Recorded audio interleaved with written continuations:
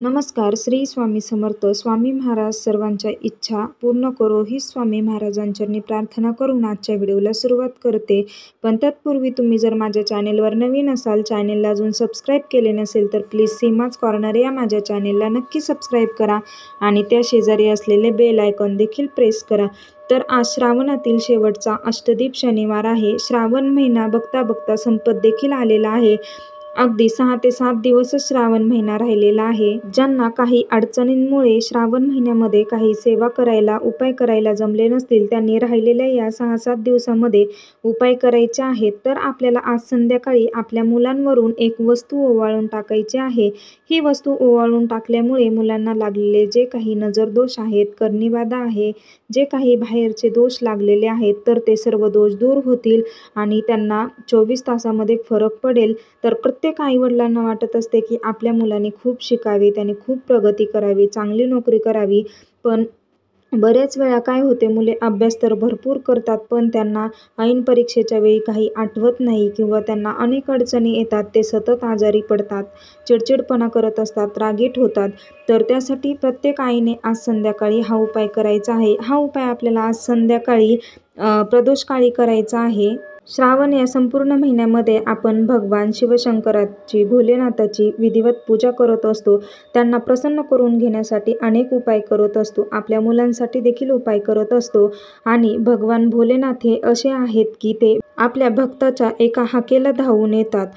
माता पार्वतीने देखील अनेक जप तप केले होते, तेव्हा त्याच्यावर प्रसन्न होऊन महादेव प्रसन्न झाले आणि त्यांच्याशी विवाह केला होता. तर आपल्याला संध्याकाळी असा एक उपाय करायचा आहे. तर तो उपाय कसा करायचा ते आपण पाहूया. तर आपल्याला काय करायचं आहे, त्यासाठी आपल्याला थोडेसे तांदूळ घ्यायचे आहेत. तांदूळ येथे आपल्याला त्या तांदळाचा भात करायचा आहे. भातामध्ये मीठ टाकायचं नाही, तसाच भात करायचा आहे.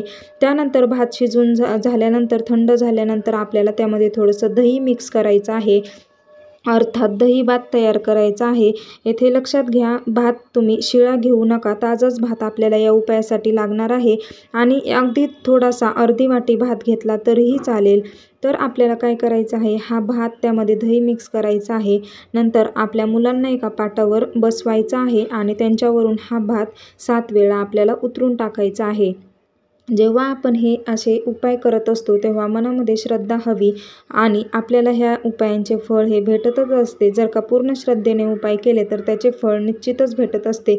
मुलांच्या डोक्यापासून पायापर्यंत 7 वेळा हा भात आपल्याला उतरून टाकायचा आहे.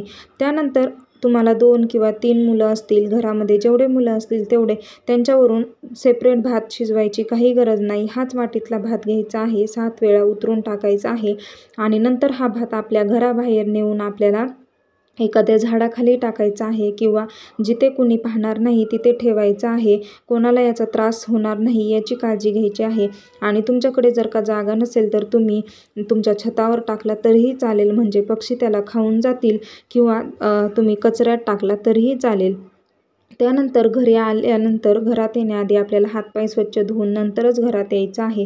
तर अशा प्रकारे खूप साधा सोपा असा हा उपाय आहे. आज संध्याकाळी प्रदोषकाळी प्रत्येक आईने आपल्या मुलांसाठी करायचा आहे. बघा, हा उपाय केल्यामुळे मुलांची अभ्यासात प्रगती होईल, नोकरीमध्ये यश मिळेल, त्यांच्या ज्या काही इच्छा आहेत तर त्या पूर्ण होतील, त्यांचे आजारपण दूर होईल. तर असा हा प्रभावशाली उपाय आहे आणि श्रावणातील शनिवार देखील आहे. त्यामुळे आपल्याला आज मारुतीरायांची देखील पूजा करायची आहे. मारुतीच्या मंदिरामध्ये आपल्याला जाऊन त्यांना जल अर्पण करायचं आहे, रुईच्या 11 पानांची माळ घालायची आहे, शेंदूर लावायचा आहे, त्याचबरोबर गुळ फुटाण्याचा नैवेद्य दाखवायचा आहे.